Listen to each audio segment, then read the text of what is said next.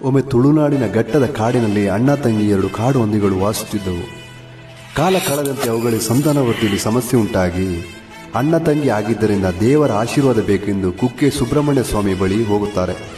ಭಕ್ತಿಯಿಂದ ಬೇಡಿಕೊಂಡ ಹಂದಿಗಳಿಗೆ ಸುಬ್ರಹ್ಮಣ್ಯ ಸ್ವಾಮಿ ಕರುಣೆ ತೋರಿ ಅವರ ಸೋದರ ಭಾವವನ್ನು ಕಡಿದು ಗಂಡ ಹೆಂಡತಿಯಾಗಿ ಬಾಳುವ ವರವನ್ನು ನೀಡಿದರು. ಕೆಲವೇ ದಿನಗಳಲ್ಲಿ ಅವುಗಳಿಗೆ 4 ಮರಿಗಳು ಜನಿಸಿದವು.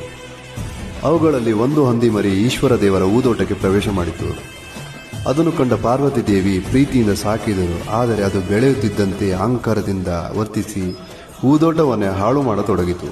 ಅದರ ಉಪಟಳ ಸಹಿಸಲಾಗದೆ ಕೋಪಗೊಂಡ ಈಶ್ವರ ಅದನ್ನು ವಧಿಸುತ್ತಾನೆ.